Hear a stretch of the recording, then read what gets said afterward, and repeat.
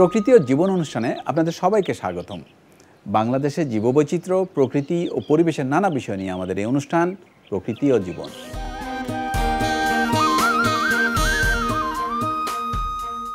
আমাদের অপূর্ব সুন্দর প্রকৃতি, গাছপালা ও প্রাণী বৈচিত্র্য, এদের জীবন প্রণালী, আমাদের সাথে এদের নিবিড় সম্পর্ক, সচেতনতা ও করণীয় তুলে ধরতেই এই অনুষ্ঠান।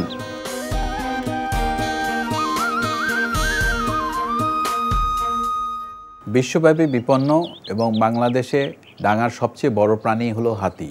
আমাদের দেশে একটা প্রবাদ আছে, মরা হাতির দাম লাখ টাকা, অথচ জীবিত হাতির দাম লাখের চেয়েও কয়েক গুণ বেশি। তা হয়তো আমরা অনেকেই জানি না। হাতি হারিয়ে গেলে প্রকৃতিতে যে শূন্যতার সৃষ্টি হবে তা অপূরণীয়। বাংলাদেশের হাতিরা কেমন আছে তাই আমরা আজকের পর্বে দেখব। হাতি সম্পর্কে আলোচনা শুনব। এই বিষয়ে আলোচনা করতে আমাদের মাঝে উপস্থিত আছেন ইকোলজিস্ট হিসেবে কর্মরত ডক্টর মহসিনুজ্জামান চৌধুরী, যিনি বাংলাদেশের হাতি নিয়ে দীর্ঘদিন গবেষণা করেছেন। বাংলাদেশের হাতি নিয়ে তার কাছ থেকে বিস্তারিত জানব। তবে তার আগে চলুন দেখে আসি এই অনুষ্ঠানের পরিবেশ বিজ্ঞানী ডক্টর আনিসুজ্জামান খান ও তার দলের হাতি নিয়ে কিছু তথ্য ও চিত্র।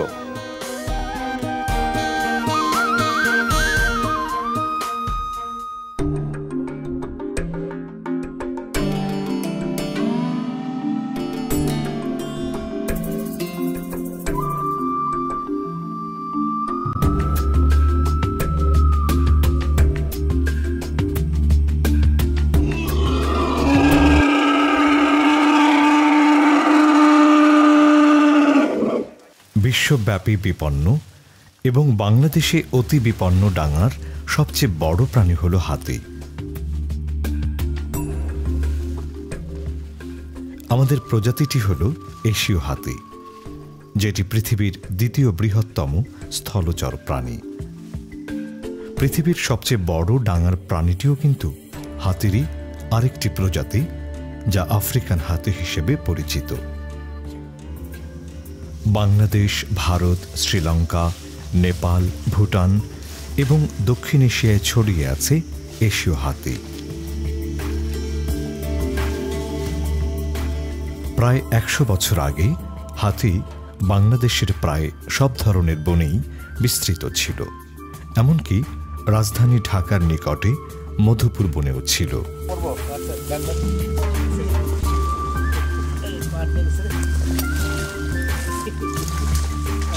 এখন হাতি শুধু দক্ষিণ পূর্ব এবং উত্তর পূর্ব অঞ্চলে দেখা যায়।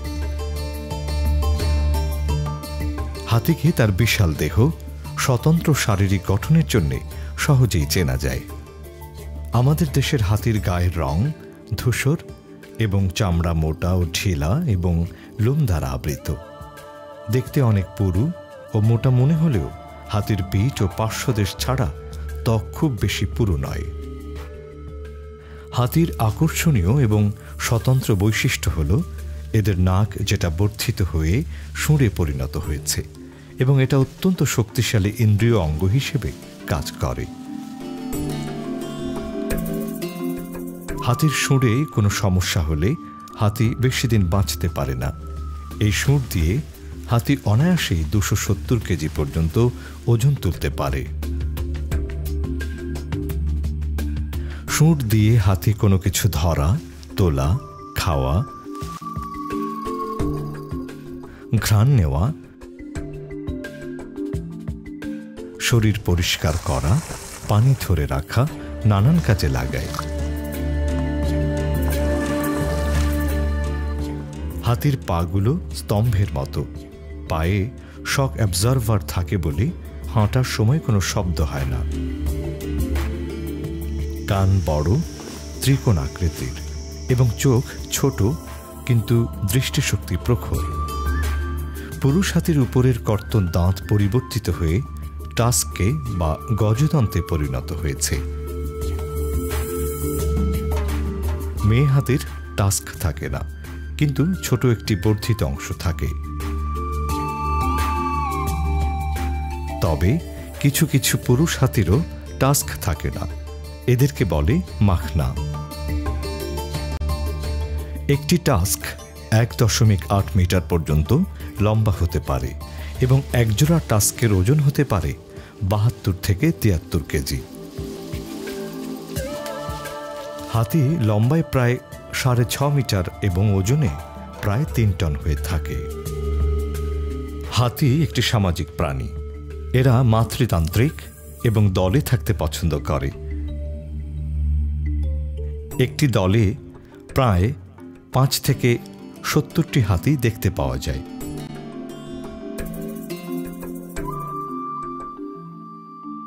গোসল করা এদের পছন্দের একটি কাজ।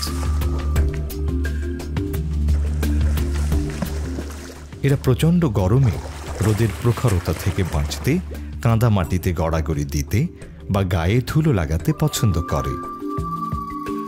হাতিরা একে অন্যের সাথে কথা বলে স্পর্শ, শব্দ তৈরি এবং ঘ্রাণের মাধ্যমে। কোনো হাতি ভয় পেয়ে থাকলে অন্য কোনো বয়স্ক হাতির কাছে গিয়ে তার শুঁটটি ওই বয়স্ক হাতির মুখের সাথে লাগিয়ে দেয়। সম্প্রতি বিজ্ঞানীরা গবেষণা করে দেখেছেন হাতিরা ইনফ্রাসনিক পর্যায়ে একে অন্যের সাথে যোগাযোগ করে। হাতিরা দিনের বেলায় মোটামুটি চুপচাপ থাকে, তবে এরা খাবার, পানি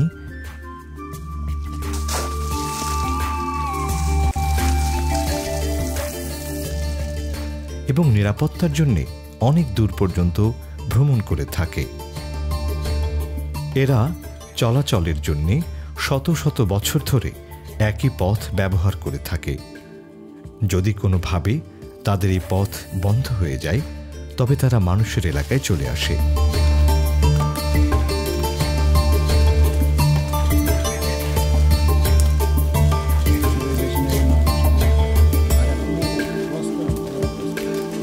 এদের খাদ্য তালিকায় আছে ঘাস, মৈদাসন, কলা গাছ, গাছের বাকল, বাঁশ, পাতা, ফল, ফুল এবং অন্যান্য সবজি। খাবারের অভাব দেখা দিলে অনেক সময় এরা শস্য খেতেও হানা দেয়।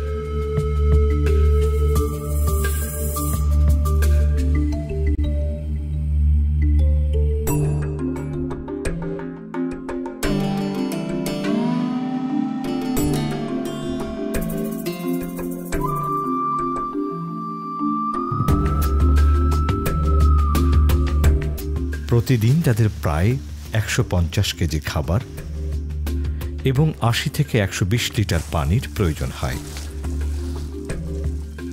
পুরুষ হাতি প্রাপ্তবয়স্ক হয় 15 বছর বয়সে এবং মেয়ে হাতি প্রাপ্তবয়স্ক হয় আরও আগে। মেয়ে হাতিরা সাধারণত 9 থেকে 15 বছর বয়সে বাচ্চা জন্ম দেয়। প্রজননকাল মার্চ থেকে জুন। প্রায় 22 মাস গর্ভধারণের পর একটি বাচ্চার জন্ম দেয় এবং কখনো কখনো 2টি বাচ্চার জন্ম দিয়ে থাকে। বয়স্ক হাতির মানুষ ছাড়া অন্য কোনো শত্রু নেই বললেই চলে। বন্য হাতিকে বিরক্ত করলে এরা মানুষের জন্য বিপদের কারণ হয়ে দাঁড়ায়। এশীয় হাতি প্রায় 70 বছর পর্যন্ত বেঁচে থাকে। বাংলাদেশে 279 থেকে 327টি বন্য হাতি আছে। এর মধ্যে 196 থেকে 227টি স্থানীয় এবং 83 থেকে 100 ভ্রমণকারী হাতি। বনাঞ্চল কমে যাওয়াতে হাতি ও মানুষের মাঝে দ্বন্দ্ব প্রকট হয়েছে। অর্থনৈতিকভাবে হাতি অত্যন্ত গুরুত্বপূর্ণ। হাতিদের টাস্ক কিংবা দাঁত বিভিন্ন শিল্পকর্মের জন্য ব্যবহৃত হয়। এটা বলা হয়ে থাকে যে হাতি দাঁতের শিল্পকর্ম খ্রিস্টপূর্ব থেকে শুরু হয়েছে। 11 শতাব্দীতে সিলেট অঞ্চলে হাতির দাঁতের শিল্পকর্ম প্রসার লাভ করে, যেখানে কারিগরদেরকে হাতির দাঁত দিয়ে সিংহাসনের পা,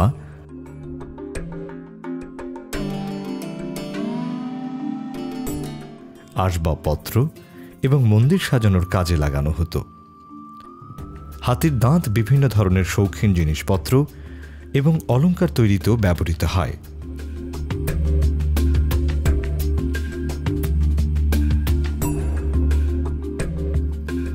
হাতিদেরকে বহু আগে থেকেই পোষ মানিয়ে মানুষ তাদের বিভিন্ন কাজে ব্যবহার করেছে, যেমন বড় বড় কাঠ বা গাছের গুড়ি টানা, পোষা হাতি দিয়ে বন্য হাতি ধরা এবং যাতায়াত প্রভৃতি।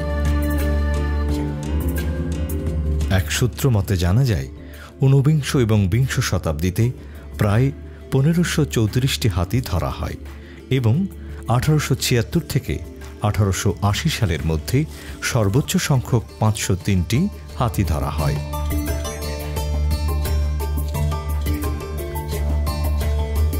খেদা পদ্ধতির সাহায্যে হাতি ধরা হয়। খেদা হল পোষ মানানোর উদ্দেশ্যে বন্য হাতি ধরার বিশেষ খাঁচা। এই দেশীয় যন্ত্রটি বাংলাদেশে প্রথম ব্যবহৃত হয় 1868 সালে। কিছু কিছু জমিদার বন্য হাতিকে ধরার জন্য মেয়ে হাতিকে শিকারের ফাঁদ হিসেবে ব্যবহার করত।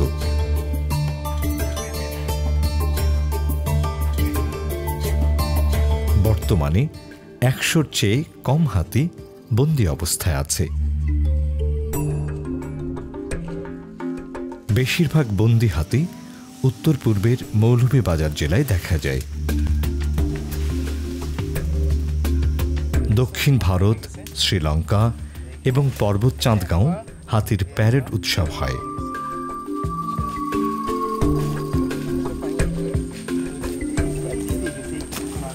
হাতি আমাদের জন্য রাস্তা করে দিয়ে গেছে।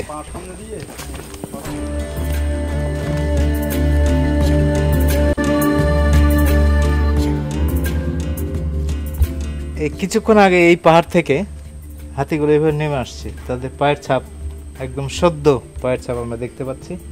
এরা এই ছড়া পার হয়ে সামনে চলে গেছে।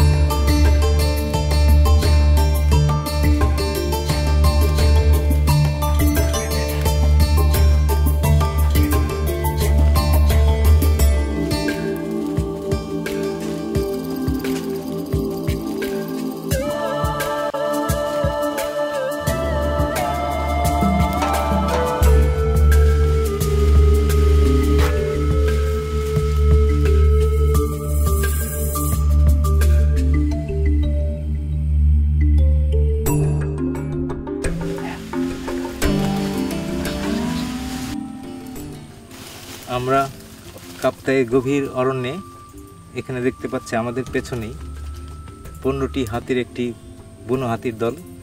সেখানে দুটো বাচ্চা আছে। প্রায় 1 বছর ঘুরে আমরা কেবল 3বার হাতির দেখা পেয়েছি, টেকনাফ, লামা এবং এই কাপ্তাইতে। এবং হাতির ছবি ধারণ করা আসলে খুবই কষ্টসাধ্য। আমরা সকালে বনে ঢুকেছি, তার পায়ের যে ছাপ সেটা দেখেছি, তারপরে হাতির যে লাদা আছে, এটা হচ্ছে বনের সার সমতুল্য। হাফ ডাইজেস্টেড যে ফুড আছে, এটাই বন যে উদ্ভিদ আছে তাকে বাঁচিয়ে রাখে। এবং এই লাদার মধ্যেই অঙ্কুরোদ্গম হয় অনেক যে গাছপালা আছে তাদের। তো বাংলাদেশের এই যে প্রাকৃতিক ঐতিহ্য হাতি, যাকে গণেশ ঠাকুর হিসেবে হিন্দু ধর্মে পূজা করা হয়, এত চমৎকার সর্ববৃহৎ একটি প্রাণী। প্রকৃতি ও জীবন দলের পক্ষ থেকে আমাদের অনুরোধ থাকবে, বাংলাদেশ সরকার অনেক গুরুত্ব দিয়ে জাতীয় যে ঐতিহ্য হাতি, এটি সংরক্ষণের একটি প্রকল্প গ্রহণ করেন। শিল্প, সাহিত্য ও সংস্কৃতিতে হাতির বিষয়টি নানাভাবে উঠে এসেছে। হাতি নিয়ে এদেশে ভাওয়াইয়া গানও রচিত হয়েছে।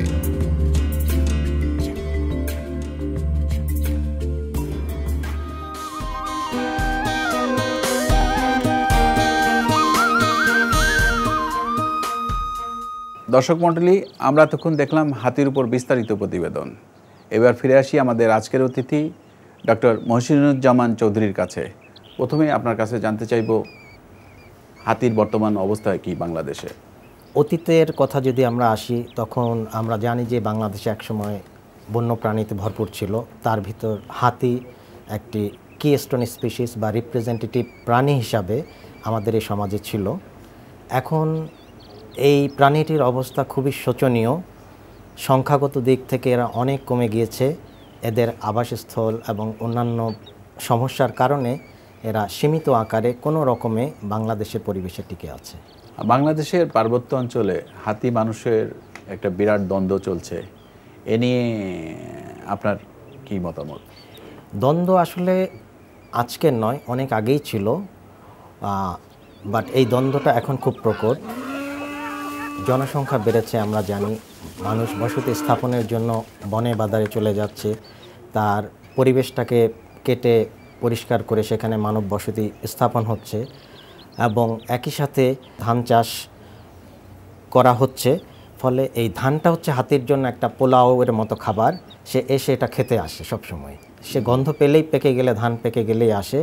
কাঁচা অবস্থায় আসে, তখন কিছু হয়তো নষ্ট করে, কিন্তু পেকে গেলে খুব উৎপাত বাড়ে, এবং তখনই মানুষ হাতিগুলোকে তাড়িয়ে তার ধানটাকে রক্ষা করার চেষ্টা করে, এবং যার কারণে এই দ্বন্দ্বটা খুব প্রকট হয়। বাংলাদেশে হাতি আমরা রক্ষা করতে হলে কি করা উচিত আমাদের? হাতি রক্ষা করতে হলে প্রথমেই জানতে হবে যে হাতির সমস্যাগুলো কি কি, তার কি কি প্রয়োজন। তার একটা করিডোর প্রয়োজন। আমরা আমাদের আগের গবেষণায় জানতে পেরেছি যে মোর দেন 18টা করিডোর বাংলাদেশে ছিল। এর ভিতর মাত্র 2 কি 3টা এখন অ্যাক্টিভ আছে, আর বাকি সব করিডোরগুলো বন্ধ হয়ে যাওয়াতে এই পকেটের হাতিগুলো এখানে আছে, এই পকেটের হাতিগুলো এখানে, এরা ক্রস করতে পারছে না। এবং এখানে যেই জনসংখ্যাটা পরবর্তী প্রজন্মে আসছে, তারা একই বংশের, ফলে এই জনসংখ্যাটা টিকবে না আমাদের আগামীতে। এটা অটোমেটিক্যালি ভ্যানিশ হয়ে যাবে বাংলাদেশ থেকে। হাতি রক্ষা করার একটা বড় বিষয় হচ্ছে যে যদি আমরা হাতিকে রক্ষা করতে পারি, তাহলে পুরো ইকোসিস্টেমের অন্যান্য প্রাণীগুলো যে হাতির চেয়ে ছোট আছে, এরা অটোমেটিক্যালি বেঁচে যাবে। আপনার কি মনে হয় সরকারের কি পদক্ষেপ? সরকারের পদক্ষেপের ভিতর প্রথমেই যেটা আসতে হবে সেটা হচ্ছে যে হাতির জন্য একটা রিজার্ভ এরিয়া দিতে হবে। এটা হলো 1 নাম্বার। 2 নাম্বার হচ্ছে গভর্নমেন্টের যে সরকারি পোস্টিং বা যেগুলো আছে, সেখানে কোনো বায়োলজিস্ট নেওয়া হয় না, তাদের কোনো পোস্টিং ওভাবে নেই। ফলশ্রুতিতে নন বায়োলজিস্টরা বন রক্ষা করার বা বন বায়োডাইভার্সিটি রিলেটেড ইস্যুতে তারা বেশি জড়িত। ফলে একজন বায়োলজিস্ট যে আন্তরিকতা দিয়ে বন্যপ্রাণী রক্ষার জন্য সে তার সর্বোচ্চ মেধা শ্রম দেবে, সেই জিনিসটা আমাদের এখানে নাই। আমাদের আশেপাশের দেশগুলোতে ওরা কি এই ব্যাপারে সচেষ্ট?